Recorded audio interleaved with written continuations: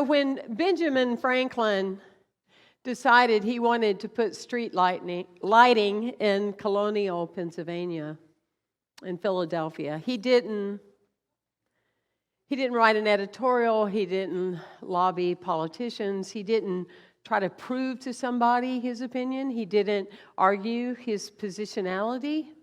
He simply put a large bracket in front of his home, and he held a lantern on it, and he put it there every evening, and he lit the wick for the light.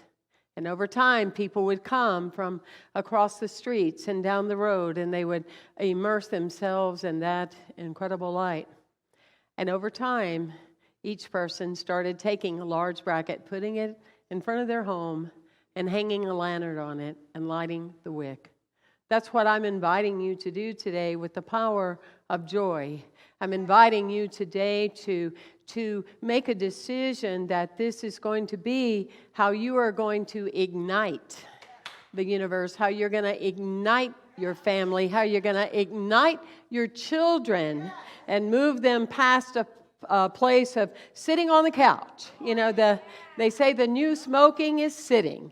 And so let's all get up and make a mighty and loud noise unto the Lord. You know, there were two men that their wives were going shopping, and they decided they didn't want to go Christmas shopping, and they lived in Florida, and they went, let's go out on the sailboat. So here they are, they're out on the boat, and a storm kind of caught them way off guard, and all of a sudden they're having a hard time, and they can't hardly manage it, and the boat runs up on a little island, a little bend there, and it runs aground. And so they're trying to get out of the boat, and one guy with the waves coming in and coming out is like he's all stuck in the mud, you know. And they're really struggling. But one guy looks to the other and says, this does beat Christmas shopping, doesn't it? You know, what I'm enjoying seeing this year and hearing in the language and conversation of people is I'm loving that people are making Christmas more than the commercialization of Christmas. That people are making it more than just about buying and purchasing, but they are looking at how can I buy into an idea and purchase an idea of how I am impacting the universe. And if ever there was a time I've been called and you've been called, I would say that it's right now. What about you? So the other part about this cute little two men on a sailboat is that they had to get into the mud. In order to make change and deal with the storm, they had to get into the mud. They had to be willing to go deeper. When we look at joy, it's an acronym, just open yourself. Just open yourself. You have an invitation. I have an invitation to go deeper. When you're looking at your marriage, when you're looking at your children, when you're looking at your life, when you're looking at your savings account, when you're looking at the experiences that are going on around you, what people tend to do is start talking and chatting about that. They become immersed in that energy about that instead of saying, what is being called within me right now for me to do? Say that with me. What is being called within me right now for me to do? How can I go deeper into my heart? It's why we say joy, joy, joy down in my heart, because that's where we find it. And sometimes we have to go deeper than surface level. And sometimes we have to go past the addiction. We have to go deep in there. I didn't say it was always easy, but I said the key is you got to be willing to go deeper to find the joy. A friend of mine said one time, I wish I had the belly laugh like you do. And I said, are you really real? Because I've gone through a lot of pain to be gifted with that belly laugh. And you think about that. You think about that energy. And shamanism, when we talk about the power of love, we talk about that immensity of love. We talk about the creatures of the deep. And I always like to say, in calling in the four directions, I thank you, the creatures of the deep, that are showing us we must be willing to go to the depth of ourselves to experience that love. That love. Joy activates love. Love activates life. Joy activates love, and love activates life.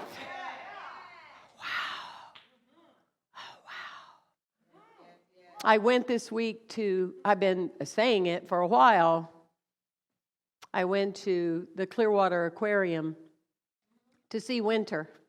You know, we have a famous celebrity here in Clearwater, Winter, in the movie The Dolphin Tale. Winter lost her tail from boating propellers, and so she doesn't have a tail, and a prosthetic tail was made for her in her life. They saved her. She's soon celebrating her 15-year anniversary, okay, that she was given this second chance. And you talk about joy. If you're feeling in your 3 weeks and you can get to Clearwater Aquarium, you go check out that dolphin, because that will show you that joy activates love and love activates life.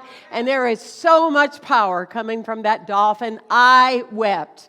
I wept just like I do when I see a little green plant break through the cement, because it knows that it is here to be of joy. It is innate. It is what is natural for us, and all this other is unnatural. We are here to activate our life force, and that is how it works. We are so programmed that it works the other way. And so what I would say to you before you argue it, how's that working for you? How's that working for you? Years ago, one of my dearest friends, I kind of held on to everything she said. She's 13 years older than I and wise, and I was learning from her in every way that I could. Still do, actually. And so she taught me that leaving is very important. The ability to, in your mind, to be willing to leave something. And she said to me one time in laughter, she says, you know, my husband makes fun of me because he says to me, you spent more time in conversation about leaving me than you have being with me. And she said, but there's something about that ability that it awakes your heart to a new level. And they've been married, 50-something years, so they must be doing something right? Can I get an amen? Yes? And so that being said, I came in here a few years ago, and I didn't feel the joy. And I remember going home to my wife and saying, I don't feel the joy over there anymore at First Unity. We didn't call ourselves First Unity Spiritual Campus then. We First Unity, and I said, I don't feel the joy anymore, and I'm going to leave. And I mean, her hair stood straight off her head. You're going to leave? What in the world are you going to do? And I said, wait a minute. Before you rush my process, just let me be in the place of leaving. And I sat in that place of leaving. And I entertained for days that place of leaving. And I walked in one day, and I walked into my office. It had the former minister's, all his furniture in there and everything. And I said, I don't like this office at all. There's very little about it that I like. And the board president heard me and said, stay away 2 weeks and we'll fix it. And I brought in all my energy. You understand? I brought in all my stuff. This is my space. This is my time. And I'm not using somebody else's worn out furniture to present my life. And that's what so many of us can tend to do. We take what somebody else has already done something with almost, and we try to make it work in our lives. It will not work unless you're bringing you in. And 2 weeks later after that, somebody said something in front of the community, and I said, and I don't want you to call me senior minister anymore, and it doesn't have anything to do with my age. I want you to call me spiritual leader, because I lead by spirit. I did leave. I didn't physically leave. The way of doing something the way somebody else was doing left it, and I stepped in and said, this is me, and this is my turn. Do you understand that? We must be willing to have a conversation about leaving something, whatever it is. Leaving, being critical. Leaving a friend it's just too worn out. Leaving something that isn't working. It's a beautiful, rich place, Because out of that, you really get to do what Christmas is asking you. I mean, you die and resurrect in April, and you have to December to figure out what you want to be born. This is not hard stuff, but you got to be willing to do the work. Am I right? And so you're asking yourself, I'm willing to leave this. I'm willing to leave stopping apologizing for myself because I don't have the money. Or I'm willing to leave the apologizing because my car doesn't work properly. Whatever it is, leave it so you can be in it. Thich Nhat Hanh said that, it's very interesting. I'm paraphrasing. He said, it's so interesting. He said, the thing of it is that people really think a miracle today is walking across the water. He said, but what I would say is a miracle? He said, I would call a miracle is that when you can live on this earth and you can find your peace. Powerful, isn't it? Powerful, powerful statement. I've been having a good time behind the scenes over these last few weeks because Ryan Owens, who's like the amazing Dr. Dawn, let's give her a shout out. Isn't she amazing? Absolutely. Just like her amazingness, we have Ryan Owens on our board also, and he's also an ILE student, and he reminds myself of me when I was in my 30s. I mean, he's just ready, He's just ready to speak at Tropicana Field tomorrow, and if he does, I bless he will. But I knew that I needed to give him something to do. So he and I, behind the scenes, we are creating episodes called From Hell to Well.